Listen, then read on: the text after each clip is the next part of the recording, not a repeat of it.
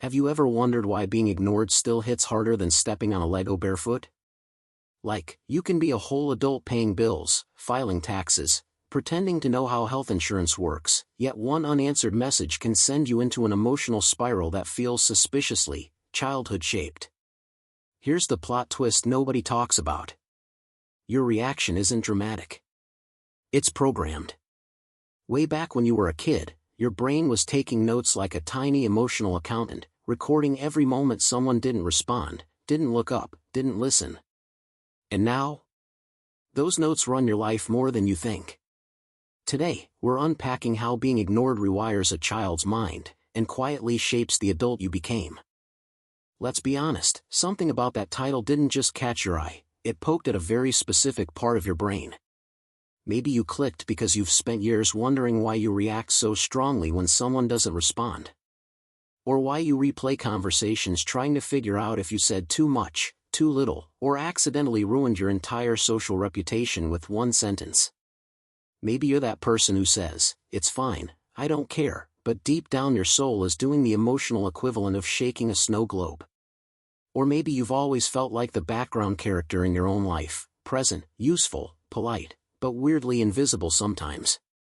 Let's go deeper. You probably struggle to ask for help because you assume people won't show up. You hesitate before speaking because you learned early on that your words might not land. You downplay your feelings, your needs, even your achievements, because expressing them once didn't go well. And here's the kicker. You've become so good at acting unbothered that even you believe it sometimes. But then something small happens, someone interrupts you, someone forgets to respond, someone dismisses what you said, and that old feeling shows up like, "Oh hey, it's me again, the part of you that thinks you don't matter." You know that feeling too well, don't you? Not anger. Not sadness. Just that dull, subtle ache of being overlooked. The kind that makes you say, "Never mind, it's not important." Even when it was. And the wild part? You're not dramatic. You're not too sensitive. You're not imagining things. Your brain learned this pattern a long time ago. And now you're finally starting to understand it. That's why you're here, because something in you wants clarity, healing, and maybe, just for once, to truly feel seen. Alright, let's talk about the mistakes people make when trying to deal with this whole being ignored as a kid wiring. Spoiler, almost everyone chooses the wrong strategy first. And it's not their fault, these options look smart from the outside, until you actually try them. The first classic mistake? Deciding to not care. This is the emotional equivalent of saying, "I'm totally fine," while your internal organs are melting. People convince themselves that if they pretend long enough, the feeling of being ignored will magically disappear. Let me save you time, it won't. It's like trying to cure a cold by pretending you're not sneezing. Then there's the "I'll be hyper-independent" strategy. You know this one. You start carrying every emotional, mental, and physical burden alone like you're in training for the Olympic solo carrying championships. No asking for help, no relying on people, no trusting anyone. You become the strong, silent type, not because you're mysterious, but because you don't want to risk needing someone who might ignore you again. It's survival masquerading as self-sufficiency. Another fan favorite? People-pleasing.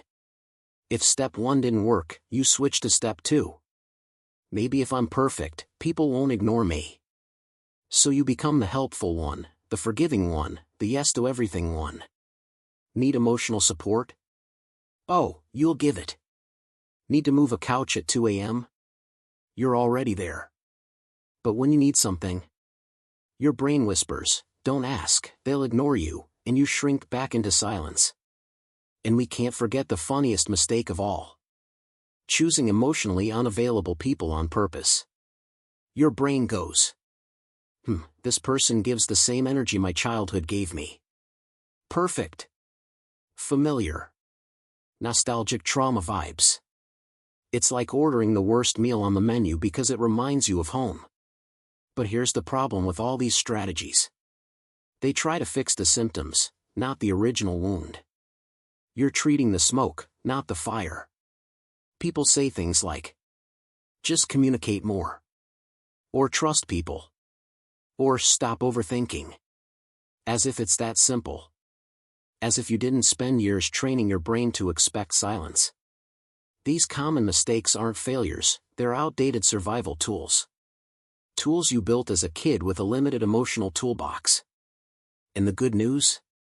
Now that you're older, wiser, and hopefully hydrated, you can finally upgrade the system. Here's the part nobody really talks about. You're not craving attention. You're craving recognition. There's a big difference. At the core, what you really want is to feel like your presence actually matters to someone, that your words land, your feelings count, and your existence isn't just background noise in somebody else's life. You want connection without the fear of being dismissed. You want to speak without bracing for silence. You want to be able to express yourself without feeling like you're bothering someone. Deep down, the goal is simple. Emotional safety.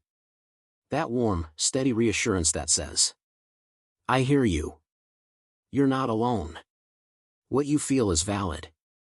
It's not about becoming louder, needier, or more confident. It's about healing that younger version of you who once thought being ignored meant you didn't matter. And finally showing them they were wrong. Alright, here's the real heart of this whole topic, the part that makes everything suddenly make sense. Ready? Because this might be the most important psychological plot twist you hear all week. Being ignored in childhood doesn't just hurt. It shapes the entire operating system your adult brain runs on. Let me explain. When a child is consistently ignored, emotionally, verbally, or even through subtle neglect, their brain doesn't go, oh, these adults are stressed, tired, or emotionally unavailable. Nope. Kids don't have that kind of reasoning power. A child's brain goes, something must be wrong with me. And boom. A belief is born. A belief that doesn't stay in childhood, it quietly follows you into adulthood like an unwanted software update that nobody asked for. Your brain, the little engineer. Imagine your childhood brain as a tiny overworked engineer wearing a helmet 3 sizes too big. This engineer notices the lack of emotional response and starts building coping mechanisms like, okay, maybe if we stay quiet, we won't get disappointed. Maybe if we're perfect, people will finally notice us. Maybe if we never need anyone, we can never be ignored again. Maybe if we entertain people, someone will pay attention. And these coping mechanisms? They become personality traits. You think they're just how you are, but really, they're defense strategies your brain built when you were too young to say, excuse me, I'd like to feel emotionally seen today. The 4 survival identities ignored kids build. Let's break down the 4 big ones, because chances are, you'll recognize yourself in at least one. 1. The hyper-independent one. This is the I don't need anyone ever adult. They don't ask for help, not because they're strong, but because needing someone once led to silence. They carry emotional weight like it's a gym membership. They hear compliments and think, suspicious. They hear I'm here for you and think, temporarily. They hear you can rely on me and think, doubtful. Hyper-independence looks like confidence. But underneath? It's fear wearing a leather jacket. 2. The people pleaser. This kid learned the golden rule. When I'm useful, people pay attention. So they become the fixer, the helper, the therapist friend who listens to everyone else but never shares their own feelings because I don't want to burden anyone. They apologize for things that aren't their fault. They over-explain their existence. They say yes even when they mean I'm dying inside. Deep down, they're terrified that if they stop being the good one, they'll disappear again. 3. The quiet observer. This kid learned that expressing feelings didn't lead anywhere. So they switched to watching rather than participating. They grow into the adult who's easygoing, chill, low maintenance, aka someone who's brilliant at making themselves small so they won't risk being ignored again. They feel deeply but express softly. They want connection but accept breadcrumbs. They disappear not because they want to, but because it feels familiar. 4. The performer. This kid decided, if I can't get attention naturally, I'll earn it dramatically. So they became the joker, the entertainer, the storyteller, the one who lights up every room except their own internal one. Adults laugh. Friends cheer. Everyone loves them. But when the show ends, the silence hits harder than a plot twist in a K-drama. Here's the big revelation. These aren't personality types. They're survival strategies. And survival strategies aren't permanent, they're patterns. Patterns that can be understood, challenged, and rewritten. Why ignoring hurts the brain so much? Let's get a little scientific, but in a friendly way, not in a here's a complicated diagram way. Human brains are connection-seeking machines. Kids especially rely on emotional responses to figure out who they are, whether they matter, whether they're safe, whether their feelings are real. When a child expresses something, joy, sadness, fear, and gets no response, the brain interprets it as, my emotions must not be important. If that happens repeatedly, the brain rewires its emotional circuits. It learns to suppress, minimize, or hide feelings to avoid disappointment. It's not dramatic. It's neuroscience. The rule your brain still follows. Here's the part that hits home for most people. Your brain learned that silence equals danger. So now, even as an adult, silence still feels like danger. When someone doesn't reply. When someone ignores your opinion. When someone doesn't notice your effort. When someone interrupts you mid-sentence. Your brain reacts the way it did back then. That's rejection. That's invisibility. That's abandonment. Even when none of that is true. Childhood you experienced a moment.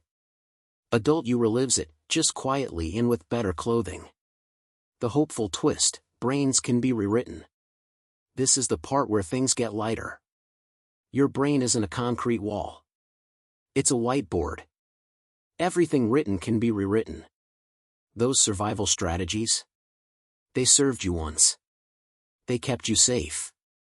They helped you navigate a world where your emotions didn't get the response they deserved. But now, as an adult, those strategies cause more harm than good. Good news. You don't have to fix yourself. Nothing about you is broken. You just need a system update. The moment you understand that your reactions come from old emotional coding, not weakness, not sensitivity, not being dramatic, you finally stop fighting yourself. You stop feeling ashamed. You stop calling yourself too much or not enough. You stop assuming you're the problem. And for the first time, you see the truth. You never lacked worth. You lacked response. And those are not the same thing. Imagine this. It's late, around 1:47 a.m. The kind of late where the world feels muted, and your room is lit only by the soft glow of your phone screen. You're scrolling, not really looking for anything, just trying to distract your mind from itself. And then you pause. You hover over someone's chat, someone you trust just enough to want to talk to, but not enough to feel safe with. You type a message. Nothing dramatic. Just a simple, "Are you awake?" You stare at it. Edit. Re-edit. Backspace. Type again. Then you finally send it. And instantly, regret. Now you're watching those tiny icons like your whole identity depends on them. No reply. 5 minutes go by. Still nothing. A voice in your head whispers, "See. You're annoying. You shouldn't have said anything." You try to distract yourself, open another app, play a song, scroll again, but your attention keeps snapping back to that chat, like a rubber band you can't cut. Your heart tightens, your stomach feels like it's folding in on itself, and suddenly you're convinced you've made a mistake by reaching out at all. Then, hours later, the reply comes. "Sorry, I was asleep." What's up? It should comfort you. It should make you feel relieved. But it doesn't. Because what bothered you wasn't the delay. It was the silence between your message and their response. It was the space where your brain filled in every worst-case scenario. You're a burden. You're too much. You're overthinking again. You don't matter. You type back something neutral. Nothing, it's fine. And you hit send. Not because nothing was wrong, but because you don't want to risk sounding needy. And as you lie back in bed, staring at your ceiling, you know exactly what just happened. You didn't want attention. You wanted to feel important enough that someone would notice your voice without you doubting it. It's a small scene, but it's the story you live every day. Alright, let's get practical. You now understand why your brain reacts the way it does, but knowing is only half the battle. Here's how to start rewiring those old patterns today, without needing a therapist, a retreat, or a personality transplant. 1. Notice the pattern. Next time you feel ignored or dismissed, pause. Don't judge yourself. Simply say, "Oh, that's my old wiring talking." Awareness is the first and most powerful step. 2. Name the emotion. Label it out loud or in your head. I feel invisible. I feel unimportant. Just acknowledging the feeling tells your brain, okay, we see it. You're allowed to exist. 3. Self-validation drill. Talk to yourself like you wish someone had. It makes sense you feel this way. You deserve to be heard. You're not wrong for wanting attention. It sounds cheesy, but your brain loves repetition. 4. Micro-expression practice. Express one tiny feeling to someone safe. Not your life story, just something small. That bothered me a bit. That made me happy. This mattered to me. Think of it as emotional push-ups, tiny reps that strengthen your inner confidence. 5. Upgrade your circle. Spend more time around people who actually listen. Not perfectly, just consistently. Your brain learns from repetition, not motivational quotes. 6. Celebrate the wins. Even small victories matter. Someone responds, someone notices, someone checks in. Pause, breathe, acknowledge it. Your brain is slowly learning. Being seen doesn't always end in silence. Here's a fun mental trick to make all of this stick, something I like to call the spotlight reset. Whenever you feel ignored, unseen, or dismissed, picture your inner child standing on a dark, empty stage. The spotlight is off. They're small, uncertain, maybe a little scared. Now imagine you walking in with a giant, over-the-top spotlight, the kind Broadway actors get, clicking it on and pointing it at them. Say, out loud or in your head, I see you. I hear you. You matter. It sounds a little silly, and yes, your brain might laugh at first. But repetition matters more than pride here. Every time you do this, you're training your brain to respond differently to silence and dismissal. You're teaching yourself. Being seen doesn't have to come from others first. Your feelings are valid, even if no one immediately notices.